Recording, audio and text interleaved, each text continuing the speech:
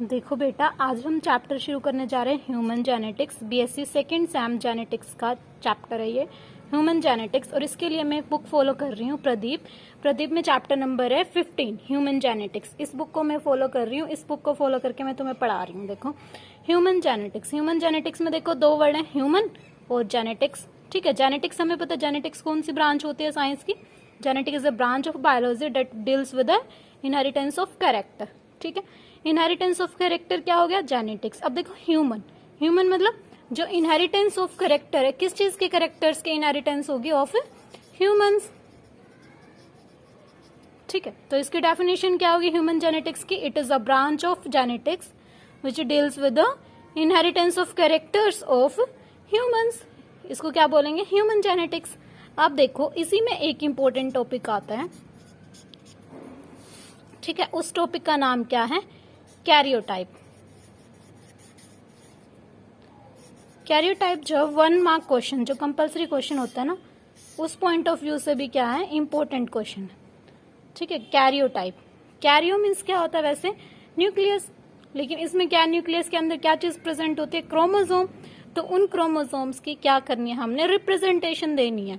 ठीक है, जनरली जब हम सेल की स्टडी करते हैं तो सेल्स में जो क्रोमोसोम्स हैं वो कुछ इस तरीके से दिखाई देते हैं। ठीक है, इन क्रोमोसोम्स को हम क्या करते हैं, इन क्रोमोसोम को क्या करते हैं, हम अरेंज करते हैं according to their size and position of the centromere.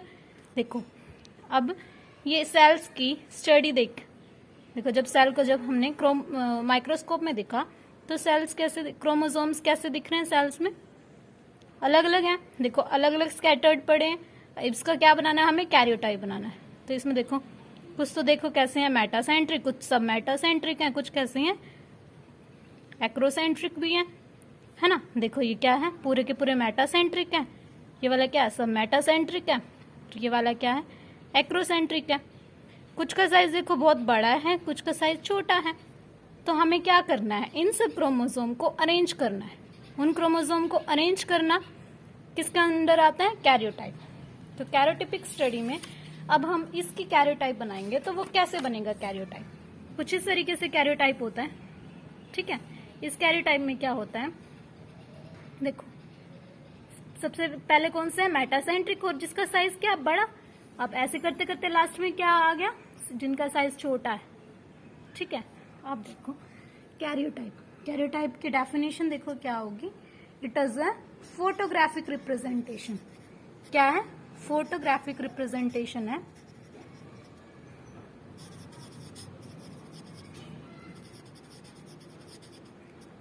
किस चीज की है, of homologous pair of chromosome. Homologous pair of chromosome. ठीक है, क्रोमोसोम्स की फोटोग्राफिक रिप्रेजेंटेशन है, लेकिन किस बेसिस पे है, दो बेसिस पे। एक तो according to size of chromosome, दूसरा क्या है, पोजीशन ऑफ सेंट्रोमियर।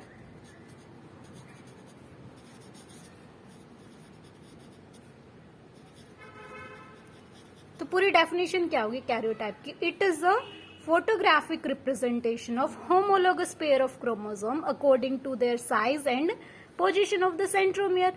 ठीक है, उसके बाद एक छोटी टर्म और होती है, वो क्या होती है, इडियोग्राम। ठीक है, एक होता है कैरियोटाइप, दूसरी होता है इडियोग्राम। दोनों में कंफ्यूज नहीं होना तुम्हें। कैरियोटाइप में तो क्या होता है, सिर्फ एक पॉइंट का डिफरेंस होगा, उसमें क्या होती है, फोटोग्राफिक रिप्रेजेंटेशन। लेकिन इडियोग्राम डी आया, डी मीन्स डायग्राम। देखो इडियोग्राम में खुद से क्या है, डायग्राम, तो ये क्या होगा, डायग्रामेटिक रिप्रेजेंटेशन। अगर हम बात करते हैं डायग्रामेटिक रिप्रेजेंटेशन की, तो वो क्या होता है, इडियोग्राम। तो इसकी देखो पूरी डेफिनेशन क्या से होगी, it is a diagrammatic representation of homologous pair of chromosome, और बेसिस क्या रहेंगे, वही दोनों, size of the chromosome and position of the centromere. ठीक, आप देखो ह्यूमंस के अंदर, हमें पता है ह्यूमंस के अंदर कितने होते हैं क्रोमोसोम, 23 पेयर्स होते हैं। ये चीज सबको पता है। ये भी पता है कि उसमें क्या 22 पेयर कैसे होता है, ऑटोसोम, और 1 पेयर कैसा होता है, 6 क्रोमोसोम। ठीक, सेक्स क्रोमोसोम में भी देखो एक्स किस में होता है, फीमेल में, और XY क्रोमोसोम होता है मेल में। ठीक, आप देखो हमें क्या करना है, जो 22 पेयर्स है ऑटोसोम,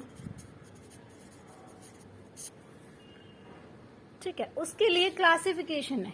क्लासिफिकेशन करा हमने किसको क्लासिफाई किया है, क्रोमोसोम्स को। किस में क्लासिफाई किया, 7 ग्रुप्स में। 7 ग्रुप्स में देखो 1 B C D E F G, 7 groups हो गए। अब देखो इन 7 ग्रुप्स में नंबर ऑफ क्रोमोसोम्स कितने होंगे, देखो 2 से शुरुआत करना हमने, 2 2 बार 2 लिख दिया। अब 2 के बाद क्या था, 3, ठीक है। अब इसी को क्या करना है, हमने ऊपर वापस से लिख देना 2 3, और कितने थे टोटल, 7 ग्रुप्स में देना, तो बीच में क्या आ गया, C पे 7। C यानी C क्या होता है, देखो C S जैसी साउंड आती है ना, 7, तो C में क्या आएंगे, 7 क्रोमोसोम आएंगे। इसमें 3 2 7 3 3 2 2, ठीक है।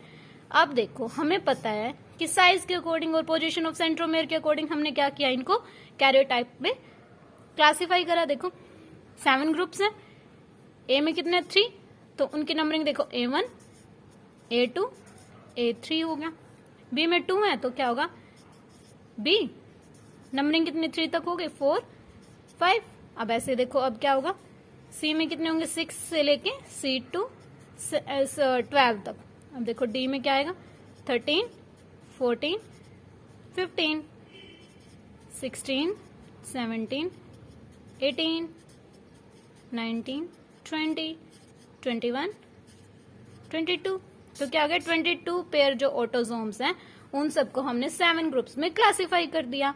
ठीक है, अब हमें ये तो पता चल गया ए ग्रुप में 3 आएंगे, बी में इतने आएंगे, सी में इतने आएंगे, जी में 2 आएंगे, एफ में 2 आएंगे। अब देखो हमने कहा था कि पोजीशन के बेसिस पे है और साइज के बेसिस पे।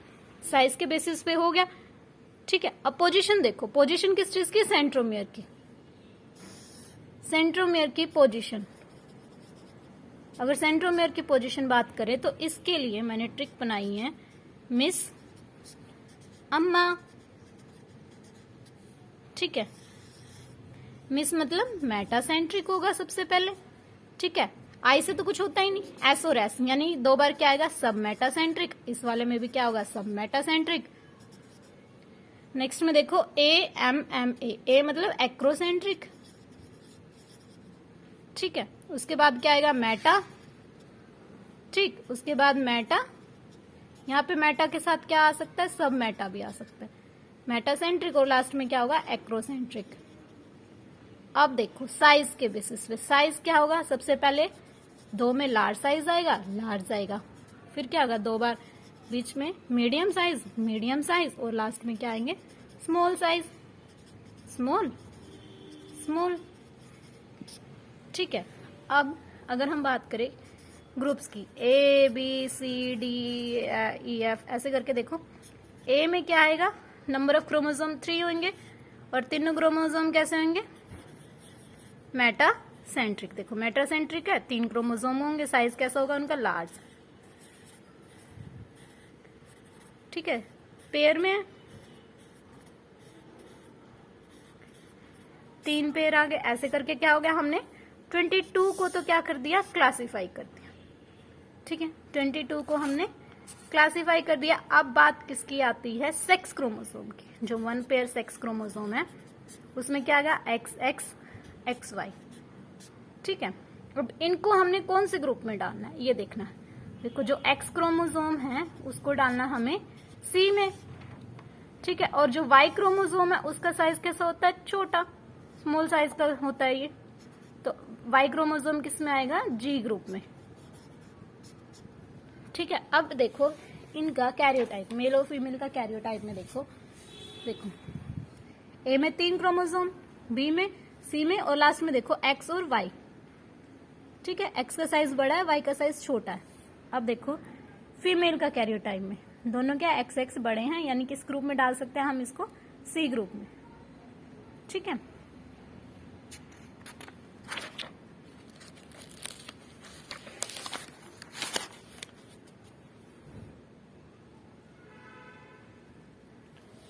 अब देखो एक नया टर्म जो होती है वो होती है सैटेलाइट क्रोमोसोम।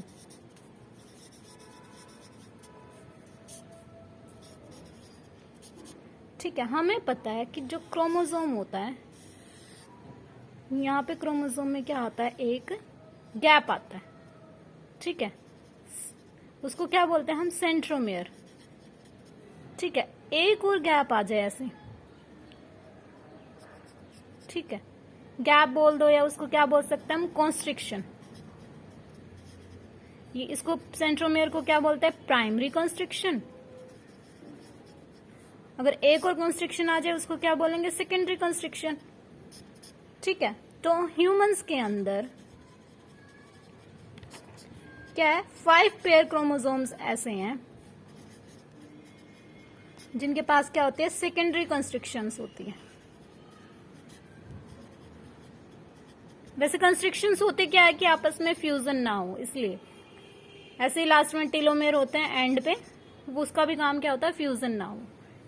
तो क्या 5 पेयर ऑफ क्रोमोसोम कैसे होता है, जिनके पास क्या होती है, सेकेंडरी कंस्ट्रक्शन। सेकेंडरी कंस्ट्रक्शंस को क्या बोल देते हैं, नोन एज सैटेलाइट।